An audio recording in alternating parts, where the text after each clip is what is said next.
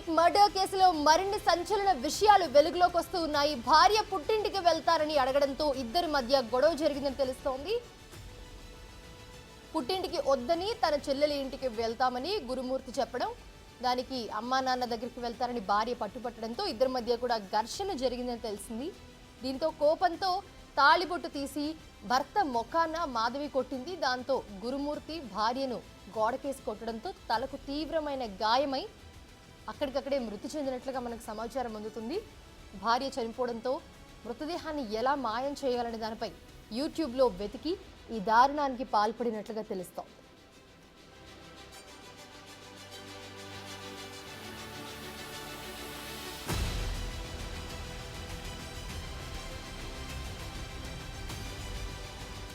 Right, ఇదే అంశానికి సంబంధించి మీర్పేట్ పోలీస్ స్టేషన్ దగ్గర నుంచి మా ప్రతినిధి సాగర్ జాయిన్ అవుతున్నారు లైవ్ లో. సాగర్, అసలు ఏంటి ఇంత దారుణానికి ఒడిగట్టడానికి కారణాలు ఏంటి, అసలు ఎలా జరిగింది, ఏం చెప్తున్నారు పోలీసులు, ఇన్వెస్టిగేషన్ ఎక్కడి వరకు వచ్చింది?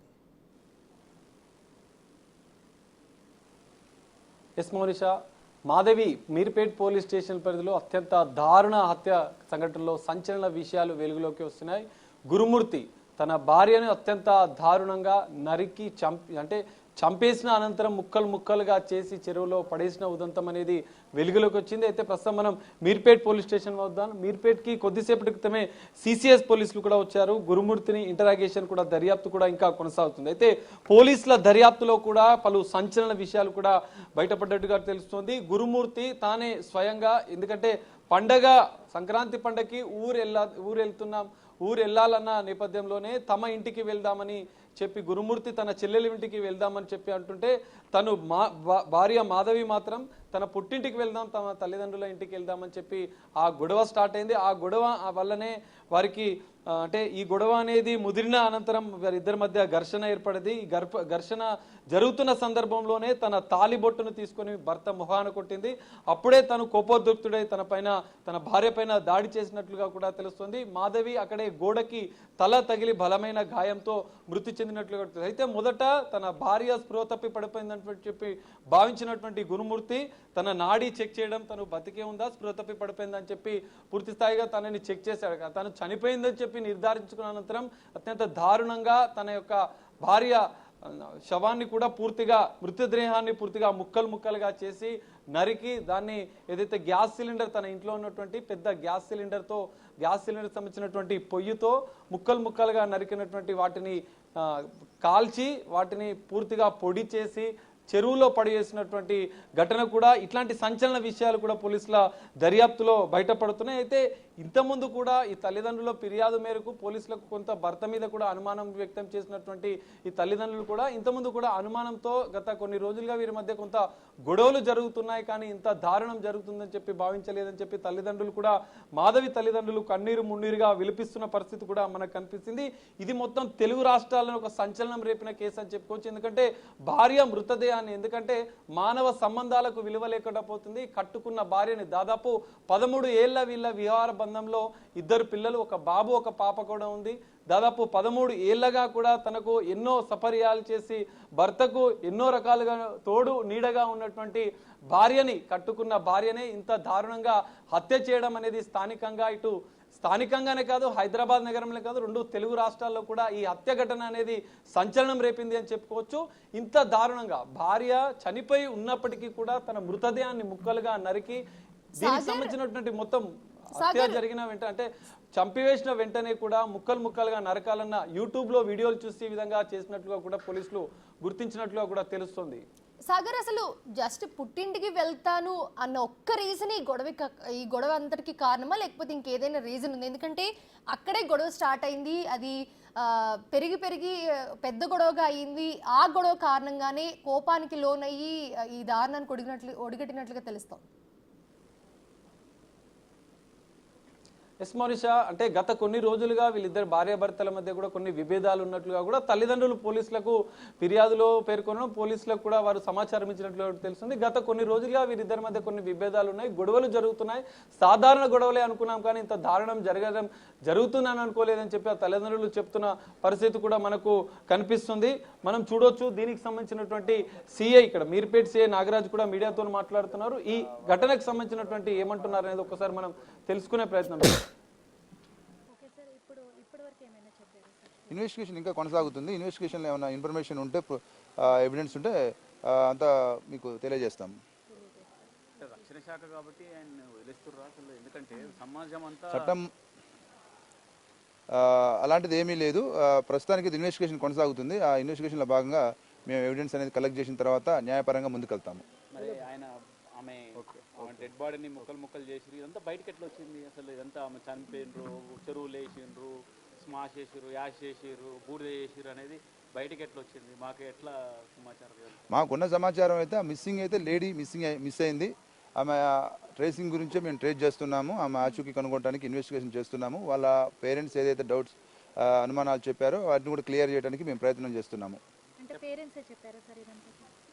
పేరెంట్స్ వాళ్ళ హస్బెండ్ ఎవరైతే తప్పిపోయిన మహిళ ఉందో మాధవి, వాళ్ళ హస్బెండ్ గురుమూర్తి ఏమైనా చేయడానికి అవకాశం ఉంటుంది సార్ అని చెప్పి వాళ్ళు ఒక డౌట్ వెలిపించడం జరిగింది. ఆ డౌట్స్ కూడా పరిగణలోకి తీసుకు ఇన్వెస్టిగేషన్ అనేది చేస్తున్నాము. లేదు ఆయనే చెప్పిండు గురుమూర్తి, కాకపోతే ఒక్కోసారి ఒక్కో తీరుగా చెప్తున్నారు అనేది మాకున్నంత వరకు సమాచారం అయితే ఇది ఉంది. మేము ఇన్వెస్టిగేషన్ చేస్తున్నాము. ఇన్వెస్టిగేషన్లో ఏమైనా విషయాలు తెలిస్తే మీకు తెలియజేస్తాం. ఎవిడెన్స్ లేవు, పోలీసులు ఏం చేయలేరు.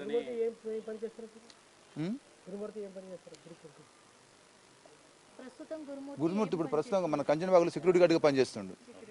పోలీసు దగ్గర ఎవిడెన్స్ లేవు కాబట్టి ఏం చేయలేరు, మీరు ఏం చేయలేరు అని కూడా గురుమూర్తి అంటున్నట్టు మాకు సమాచారం. మేము ఇన్వెస్టిగేషన్ అయితే కంటిన్యూ చేస్తున్నాము. ఇన్వెస్టిగేషన్ అయిపోయినాక మీకు చెప్తాము పూర్తి వివరాలు. అంటే ఇన్ని రోజులైనా కూడా ఇన్వెస్టిగేషన్లో ఎలాంటి ఆధారాలు దొరకపోవడానికి గల కారణం ఏంటి సార్? అంటే మీకు దొరకబట్టాలి కదా. వారం అవుతుంది ఇన్వెస్టిగేషన్ చేస్తున్నాము. మీకు ఆధారాలు ఉంటే చెప్తాము. అది ఇన్వెస్టిగేషన్ అనేది ప్రాసెస్లో ఉంది, అండర్ ఇన్వెస్టిగేషన్ ఉంది. ఇన్వెస్టిగేషన్ చేస్తున్నాము. ఇన్వెస్టిగేషన్ అనంతరం తదుపరి వివరాలు మొత్తం చెప్తాం మేము. ఓకే సార్, ఇప్పుడు అంటే ఒక్క నిమిషం సార్, ఒక చిన్న విషయం అంటే సీసీ కెమెరాలు అంటే టెక్నికల్ ఎవిడెన్స్ ఏమైనా తీసుకున్నారా ఈ కేసులో? ఈ కేసులో సీసీ కెమెరాలు వెరిఫై చేయడం జరిగింది. ఇంకా కూడా సీసీ కెమెరాలు వెరిఫై చేస్తున్నాము. తను ఇంట్లోకి వెళ్ళినంత వరకే ఉంది. ఎందుకంటే మిస్సింగ్ కేసు అనంతరం కూడా మీరు సీసీ కెమెరాలని పరిశీలించారు. అక్కడ ఆమె బయటికి వచ్చిన ఆనవాళ్ళు ఏమైనా గుర్తించారా? ఇప్పుడు సీసీ కెమెరాలు కేసు రిజిస్టర్ అయిన తర్వాత తప్పిపోయిన మహిళ ఆచూకీ గురించి అని చెప్పి సీసీ కెమెరాలు వెరిఫై చేయడం జరిగింది. వెరిఫై చేసినప్పుడు ఆమె ఇంటికి వచ్చినట్లు ఉంది. తర్వాత కెమెరాస్ కూడా మేము వెరిఫై చేస్తున్నాము. చెరువులో ఏదో మృతదేహం ముక్కలుగా పడేశారని చెప్పి ఈ జిల్లాలు కూడా చెరువులోనే, మీరు దానికి సంబంధించిన ఏమైనా సమాచారం మీ దగ్గర ఉందా? స్థానికులు ఏమైనా చెప్పారా దీనికి సంబంధించి? దానికి సంబంధించినటువంటి ఆధారం మా దగ్గర ఏమీ లేదు సార్. స్థానికులు అంటే వాసన వస్తుంది, ఎక్కువగా స్మెల్ వస్తుంది, ఈ పండుగ సందర్భంగా మీ ఇంట్లో ఏం జరుగుతుందని చెప్పి గురుమూర్తిని అడిగితే తాను వివిధ కారణాలు చెప్పినట్లుగా తెలుస్తుంది. స్థానికులు ఏమైనా మీకు సమాచారం ఇచ్చారా సార్ ఈ ఉదంతానికి సంబంధించి? అటువంటి సమాచారం మా దగ్గర ఏమీ లేదు. దర్యాప్తులో ఎలాంటి వివరాలు? ఇంకా ఇన్వెస్టిగేషన్ కంటిన్యూ అవుతుంది. ఇన్వెస్టిగేషన్ కంప్లీట్ కాగానే మీకు చెప్తాము. హత్య జరిగింది ఏమైనా అంటే అనుమానాలు వ్యక్తం చేస్తున్నారా? ఎందుకంటే గురుమూర్తి అత్యంత దారుణంగా హత్య చేసిందని చెప్పి ఒక సంచలన విషయాలు అయితే బయటకు వస్తున్నాయి. అటువంటి ఇన్వెస్టిగేషన్ కంటిన్యూ అవుతుంది. అటువంటి సమాచారం మా దగ్గర దానికి సంబంధించినది ఏం లేదు. ఇన్వెస్టిగేషన్లో భాగంగా ఏదైనా ఎవిడెన్స్ ఉంటే మీకు తెలియజేస్తాం. తల్లిదండ్రుల ఫిర్యాదు మేరకు తల్లిదండ్రులు కొంత అనుమానం వ్యక్తం చేసిన నేపథ్యంలో హత్య కోణంలో ఏమైనా దర్యాప్తు చేస్తున్నాము. వాళ్ళ పేరెంట్స్ వాళ్ళు భర్త ఏదైనా చేసి ఉండొచ్చు సార్ అని చెప్పి వాళ్ళు కూడా అనుమానం వ్యక్తపరచడం జరిగింది. వాళ్ళు ఇచ్చినటువంటి అనుమానం మేరకు కూడా ఇన్వెస్టిగేషన్ చేస్తున్నాము. ఇది పరిస్థితి మనం చూడొచ్చు. పోలీసులు ఇంకా దర్యాప్తు చేస్తున్నా, పోలీసుల విచారణలోనే ఇంకా కొనసాగుతుంది. గురుమూర్తిని విచారిస్తున్నా, విచారణ అనంతరం కూడా సంచలన విషయాలు కూడా ఈ కేసులో బయటపడే అవకాశాలు ఉన్నాయని చెప్తున్నారు. స్థానికంగా కూడా ఒక భయాందోళన వాతావరణం అయితే కనిపిస్తుంది. ఎందుకంటే అత్యంత దారుణంగా భార్యని హత్య చేసి ముక్కలుగా చేసి అనే పడేసినట్టు. ఎందుకంటే స్థానికులు కూడా పండుగ తెల్లారి ఇది జరిగినట్లుగా కూడా స్థానికుల ద్వారా తెలుస్తోంది. ఒక స్మెల్, దారుణమైనటువంటి స్మెల్ రావడంతో, ఎందుకంటే ముక్కలు చేసి కాల్చిన సందర్భంలో ఎక్కువ స్మెల్ వస్తున్న సందర్భంలో కూడా స్థానికులు పెద్ద ఎత్తున అక్కడ ఉండే చుట్టుపక్కల వాళ్ళు కూడా గురుమూర్తిని ప్రశ్నించడంతో, పండగ రోజు కావడంతో మాంసాన్ని కాలుస్తున్నానని చెప్పి ఒక రీజన్ కూడా గురుమూర్తి చెప్పినట్లుగా కూడా స్థానికుల ద్వారా సమాచారం అవుతుంది. ఏది ఏమైనా ఇంత దారుణమైన ఘటన చోటు చేసుకోవడం అనేది తెలుగు రాష్ట్రాల్లో సంచలనం చెప్పుకోవచ్చు. ఒక కట్టుకున్న భార్యని 13 సంవత్సరాల వివాహ బంధాన్ని, ఇద్దరు పిల్లల ప్రేమను కూడా మర్చిపోయి ఒక తండ్రి, ఒక భర్త ఇంత దారుణంగా ప్రవర్తించడం, ఇంత దారుణంగా హత్య చేయడం అనేది సమాజం కూడా ఒక చెడుగా భావిస్తున్న పరిస్థితి అయితే మనకు కనిపిస్తుంది. స్థానికంగా మీర్పేట్ చెరువుకు సంబంధించినటువంటి పరిసర ప్రాంతాల్లో కూడా పోలీసులు 2 రోజులుగా గాలించారు. ఎలాంటి క్లూ, ఎలాంటి ఆధారాలు కూడా లేవు. ఈ నేపథ్యంలోనే ఇటు క్లూస్ టీంతో పాటుగా ల్యాండ్ ఆర్డర్ పోలీసులు, ఎస్ఓటి పోలీసులు, ఇటు టాస్క్ ఫోర్స్ పోలీసులతో పాటుగా సిసిఎస్ పోలీసులు కూడా రంగంలోకి దిగారు. కీలక ఆధారాలు దొరికిన అనంతరం కూడా దీనికి సంబంధించినటువంటి కీలక విషయాలు కూడా పోలీసులు దర్యాప్తులో తేలిన అనంతరం కూడా వెల్లడించే అవకాశం అయితే మనకు కనిపిస్తుంది. మౌనిష, అయితే సాగర్ ఒక్కసారి మనం డీప్గా చూస్తే గనక ఈ కేసులో ఇంట్లో పిల్లలు ఉన్నారని కూడా చెప్తున్నారు. సో వాళ్ళు ఏజ్ ఎంత ఉంటుంది, వాళ్ళకి తెలియదా, వాళ్ళు చూసారు అసలు ఏం జరిగింది ఏంటనేది? ఎస్ మనీషా, ఇద్దరు పిల్లలు, ఇద్దరికి మాధవి గురుమూర్తికి ఇద్దరు పిల్లలు. వాళ్ళిద్దరు పిల్లల్ని కూడా పండగ రోజు తన చెల్లెలి బడంగ్పేటలోనే ఇక్కడ నుంచి దగ్గరలో ఉన్నటువంటి బడంగ్పేటని ఇద్దరు పిల్లల్ని పంపించినట్లుగా కూడా తెలుస్తుంది. అయితే ఈ నేపథ్యంలోనే పిల్లలు తన చెల్లి ఇంటి వద్ద ఉన్నారు, మనం కూడా చెల్లి ఇంటికి వెళ్దామని చెప్పి గురుమూర్తి తన భార్యతో వాదిస్తున్న సందర్భంలోనే ఈ గొడవ జరిగినట్లుగా కూడా తెలుస్తుంది. మాధవి మాత్రం తన తల్లిదండ్రుల వద్దకి పుట్టింటికి వెళ్దామని చెప్పి ఆమె చెప్పడంతోనే ఈ ప్రధానంగా ఈ గొడవకు దారి తీసినట్లుగా తెలుస్తుంది. గొడవ పెద్దదైన అనంతరం కూడా మాధవి తన మంగళసూత్రాన్ని తీసి భర్తపై ముఖం మీద కొట్టడంతోనే కోపోద్రిక్తమైనటువంటి గురుమూర్తి తన పైన దాడి చేయడం, సడన్ గా గోడకి మాధవికి సంబంధించినటువంటి తల గోడకి తలగడంతో ఆమె గాయమైన తర్వాత తల గాయమై అక్కడే స్పృహ తప్పి పడిపోయింది. మొదట భర్త స్పృహ తప్పి పడిపోయిందని అనుకున్నాడు, కానీ మాధవి మృతి చెందడంతో ఒకసారి కంగు తిన్నాడు. దాని తర్వాత కూడా సంచలన విషయాలు పోలీసుల దర్యాప్తులో కూడా మనకు కనిపిస్తున్నాయి. ఎందుకంటే మృతదేహాన్ని ఏం చేయాలి అని చెప్పి ఒక ఎక్స్ సర్వీస్ మెన్ గా ఉన్నటువంటి గురుమూర్తి యూట్యూబ్లలో కొన్ని క్రైమ్ సినిమాలు, మృతదేహాన్ని ఆనవాళ్లు లేకుండా చేయాలన్నటువంటి ఆలోచనలతో కొన్ని వీడియోలు, క్రైమ్ సీన్స్ కూడా చూసి దానికి అనుగుణంగానే ఒక మటన్ నరికే కత్తితో ఒక చెక్క దిమ్మె పైన ముక్కలు ముక్కలుగా చేసి నరికినట్లుగా కూడా పోలీసుల దర్యాప్తులో తేలింది. మొత్తం ఆనవాళ్లు లేకుండా ఆ ముక్కల్ని కాల్చి, ఎందుకంటే ఫోరెన్సికే కావచ్చు మిగతా విభాగాల పోలీసుల దర్యాప్తులకు, ఎందుకంటే ఎక్స్ సర్వీస్ మెన్ గా ఉన్నటువంటి గురుమూర్తి కొంత క్రైమ్ పైన కూడా అవగాహన ఉండే అవకాశం కూడా ఉంది. ఈ వీడియోలు చూసిన నేపథ్యంలో కూడా ఆధారాలను పూర్తిగా మాయం చేయాలన్న ఉద్దేశంతోనే ఆయన పూర్తిగా ముక్కలు ముక్కలుగా చేసి దాన్ని పొడిగా కూడా చేసి చెరువులో పడేసినట్లుగా కూడా పోలీసుల దర్యాప్తులో తెలిసింది. కొన్ని గోనె సంచిలో కూడా కొన్ని ముక్కల్ని డ్రైనేజ్ లో పడేశాడు, కొన్ని ముక్కల్ని కూడా అంటే ఈ మృతదేహానికి సంబంధించినటువంటి కొన్ని పార్ట్స్ ని కూడా చెరువులో పడేసినట్లుగా కూడా పోలీసుల దర్యాప్తులో తెలిసింది. పోలీసులు మాత్రం దీనికి సంబంధించిన దర్యాప్తు మాత్రం కొనసాగుతుంది. ఇట్లాంటి సంచలన విషయాలు అయితే ఇంకా అఫీషియల్ గా మాత్రం చెప్పలేదు. హత్యకు సంబంధించినటువంటి పూర్తి స్థాయి ఆధారాలు, ఎందుకంటే కీలకంగా మిస్సింగ్ కేసు నమోదు చేసినటువంటి పోలీసులు దర్యాప్తులో సీసీ కెమెరాలు పరిశీలించారు. గురుమూర్తి చుట్టుపక్కల నివాసంలో సంబంధించినటువంటి సీసీ కెమెరాలో కూడా తన భార్య మాధవి ఇంట్లోనే ఉంది. 14వ రోజు 15వ రోజు ఇంట్లోకే వెళ్ళింది, కానీ బయటకు వచ్చిన ఆనవాళ్లు లేకపోవడంతో భర్త పైన ఇన్వెస్టిగేషన్ చేసిన పోలీసులకు ఈ సంచలన విషయాలు అయితే బయటపడ్డాయి.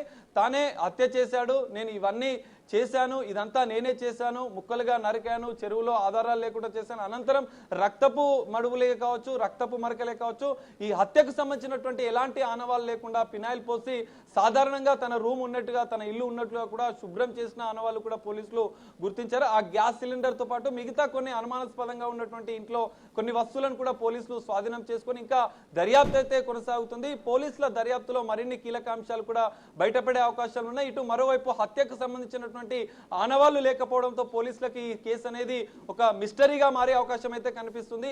ఆధారాలు సేకరించడం కూడా అటు సిసిఎస్ ఎస్ఓటి పోలీసులే కాదు, ఇటు క్లూస్ టీమ్స్ కూడా డాగ్ స్క్వాడ్ కూడా రంగంలోకి దిగినట్లుగా కూడా తెలుస్తుంది. ఇంటి పరిసర ప్రాంతాల్లో, చెరువు పరిసర ప్రాంతాల్లో ఇంకా పోలీసులు తమకు సంబంధించినటువంటి ఈ క్రైమ్ ఎవిడెన్స్ కి సంబంధించినటువంటి ఆనవాళ్ల కోసం కూడా ఇంకా దర్యాప్తు చేస్తున్నారు. కీలకమైన ఆధారాలు వచ్చిన అనంతరం కూడా పోలీసులు ఈ కేసుకు సంబంధించిన మరిన్ని వివరాలు కూడా వెల్లడించే అవకాశం అయితే కనిపిస్తుంది. Monisha, right, thanks for the update Sagar.